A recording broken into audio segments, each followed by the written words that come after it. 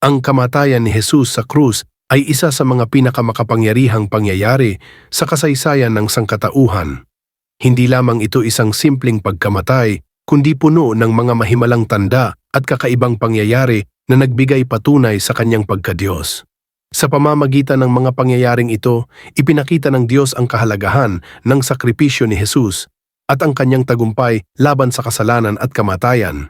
Sa Ebanghelyo ni Mateo, may 5 mahalagang kaganapan na naganap sa oras ng pagkamatay ni Jesus na may malalim na simbolismo at kahulugan. Ang mga pangyayaring ito ay nagpatibay sa katotohanan ng kanyang kaligtasan at nagbigay ng malalim na mensahe hindi lamang sa mga saksi noon kundi maging sa ating panahon ngayon. Narito ang mga kahangahangang pangyayaring ito na naganap matapos mamatay si Jesus sa krus. Una, nagkaroon ng lindol.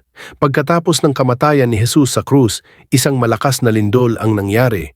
Sa Mateo 27:51, mababasa natin na yumanig ang lupa at nabiyak ang mga bato. Ang lindol na ito ay hindi isang karaniwang lindol lamang, kundi isang makahulugang tugon ng kalikasan sa banal na pangyayari sa krus. Ang panginginig ng lupa ay isang sagisag ng pagyanig ng buong daigdig dahil sa pagpanaw ng anak ng Diyos. Isinasaad dito na ang kalikasan mismo ay nagdalamhati sa pagkawala ng tagapagligtas. Isang makapangyarihang mensahe na ipinadala ng Diyos sa pamamagitan ng kalikasan na ang kanyang anak ay namatay para sa kasalanan ng sanlibutan. Ang lindol na ito ay nagpakita ng pagsisimula ng isang bagong panahon, isang bagong tipan kung saan ang mga tao ay magkakaroon na ng direktang koneksyon sa Diyos sa pamamagitan ni Jesus. Ikalawang, nabuksan ang mga libingan at nabuhay ang mga santo.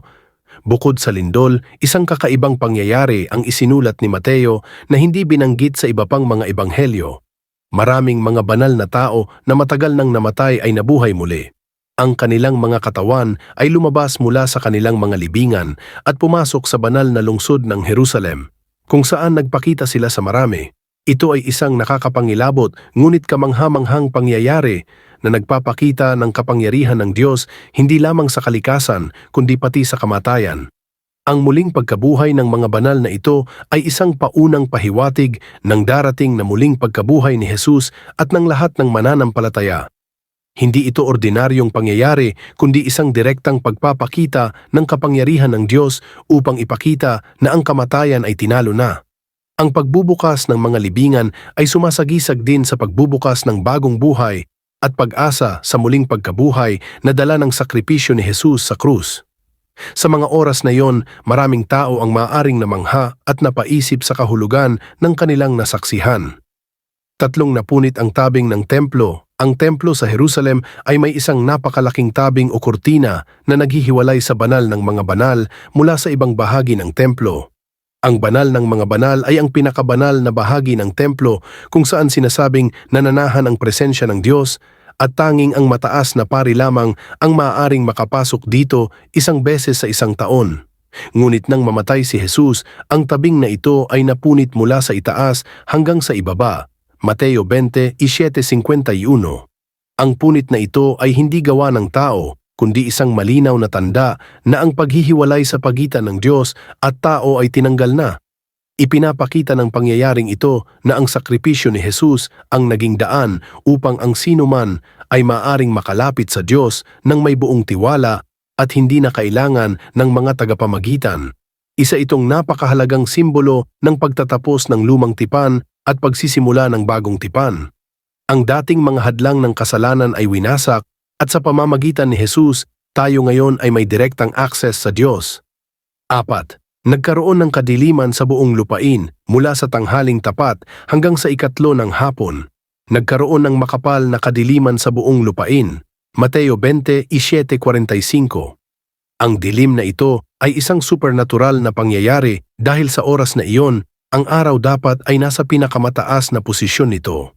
Ayon sa mga iskolar, ang dilim ay maaaring simbolo ng kalungkutan at pighati ng kalikasan sa pagkamatay ng anak ng Diyos.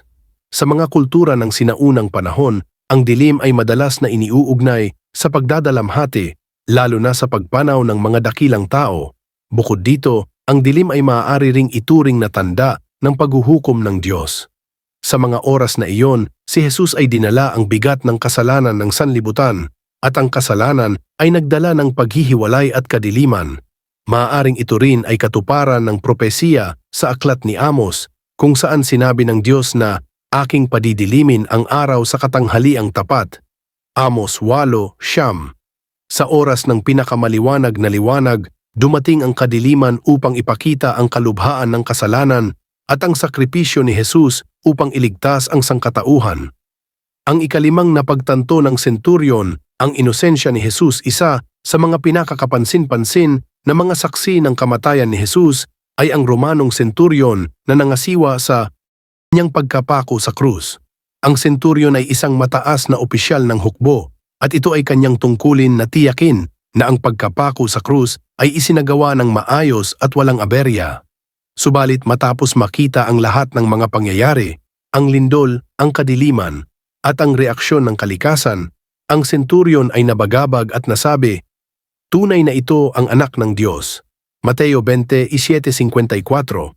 Ang kanyang mga salita ay mahalaga sapagkat nagmula ito sa isang tao na hindi Hudyo, kundi isang Romanong sundalo na sanay sa kamatayan at kalupitan.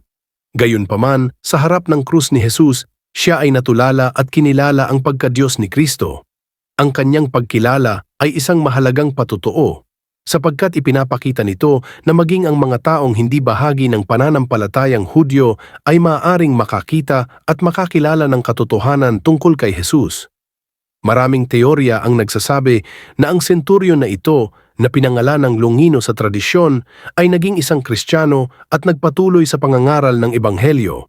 Bagamat ito ay tradisyon lamang, ito'y nagpapakita ng malalim na epekto ng krus sa mga puso ng tao, kahit pa sa isang batikang sundalo tulad ng senturyon. Ang kanyang deklarasyon ay isang makapangyarihang patunay sa katotohanan ng mga kaganapan sa araw ng krus ni Jesus. Ang bawat isa sa mga pangyayaring ito ay nagpapakita ng napakalalim na kahulugan ng pagkamatay ni Jesus, na hindi lamang isang pisikal na kamatayan, kundi isang espiritual na tagumpay laban sa kasalanan at kamatayan.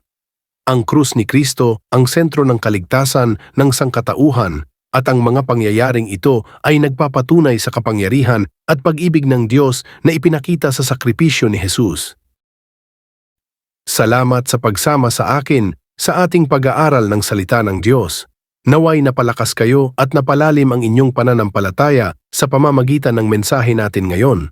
Kung nagustuhan mo ang video na ito at nais mong patuloy na lumago sa iyong spiritual journey, huwag kalimutang mag-subscribe at pindutin ang notification bell para hindi mo makaligtaan ang mga susunod nating Bible studies at devotionals. Kung mayroon kayong mga katanungan o prayer requests, huwag mahiyang mag-comment sa ibaba. Nais kong ipanalangin kayo at sama-sama tayong magpalakasan bilang mga anak ng Diyos. Maaari mo ring i-share ang video na ito sa iyong mga kaibigan o kapamilya upang sila rin ay mapagpala ng salita ng Diyos.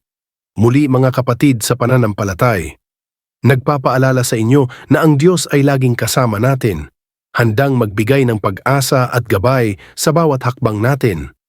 Mag-ingat kayo at patuloy na magpalalim sa inyong pananampalataya. Hanggang sa muli at pagpalain kayong lahat ng Panginoon.